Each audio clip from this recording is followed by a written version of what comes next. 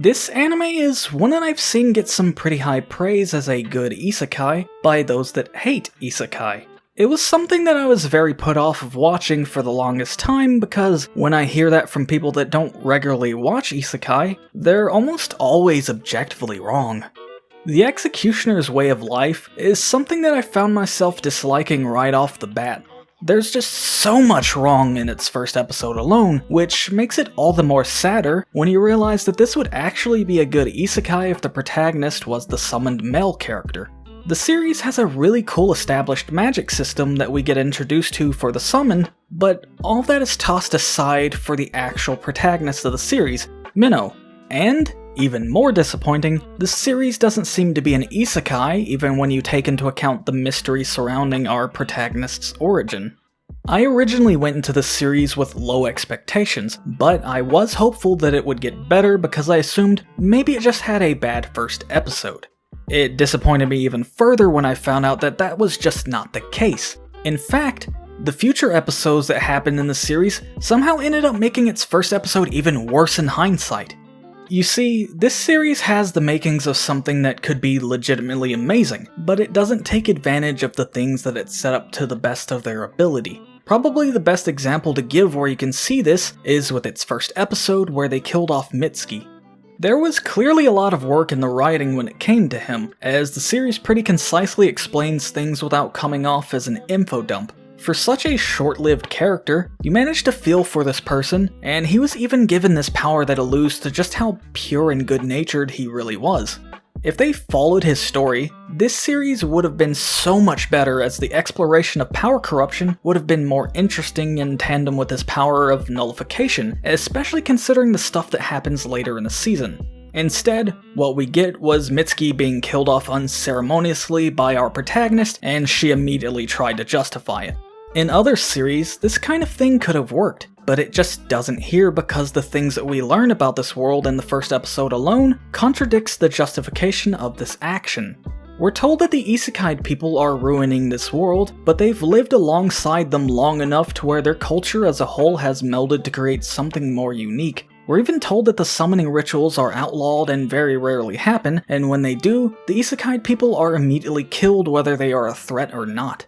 All of this turns our protagonist into an unreliable narrator, and it's done in probably the worst way I've seen in writing. This could have been a cool twist to reveal halfway into the series if it was hidden well, but it was so obvious that it was painful watching it play out.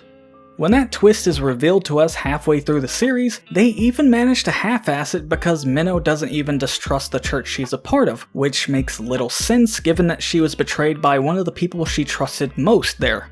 It could have at least salvaged something good out of its worst parts of writing, especially since, even with that twist, there are still things that don't add up with what we're told regarding the threat of the isekai people.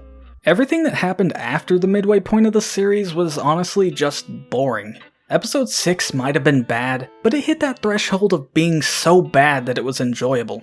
The series returning to form and acting like a major event didn't even affect Minnow made it less enjoyable than what it already was.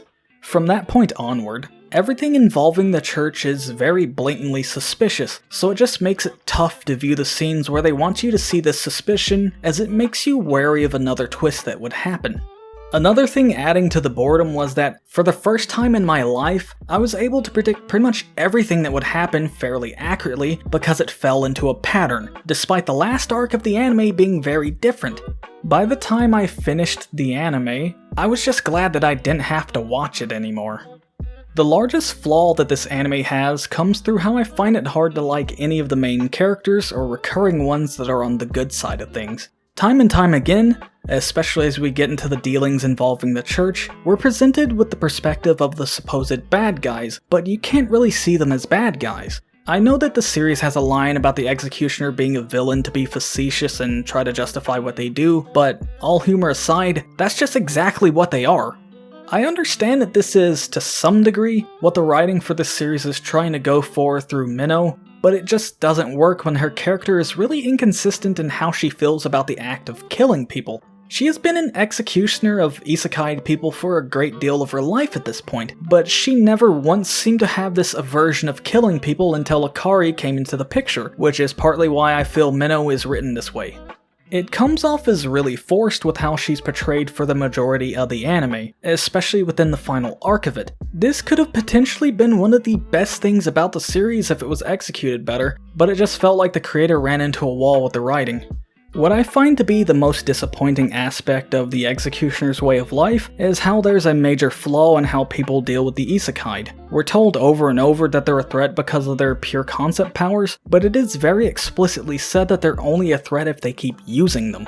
Considering all the isekai people that we've been introduced to over the span of the anime, you can assume that a good deal of the people that end up here are ones that would be easily convinced to just not use their powers. They could deal with the ones that don't obey that and get rid of them, but most would be able to coexist pretty peacefully, I feel. It would also open up a new, more interesting story possibility, though that would only be at its best if Mitsuki wasn't killed off. This story is just a series of unfortunate execution, in every sense of the word. I tried my best to be as fair as possible to the series, but the further I got into it, the more angry I got, and I just couldn't stand the writing that the series had when everything in it could have made something good. I could probably say a lot more about it than what I've done here, but for the sake of my own sanity, I'll just leave it as briefly as I have, because I don't want to devote any more time in my life to the series. The Executioner's Way of Life is hands down one of the worst animes I have ever seen.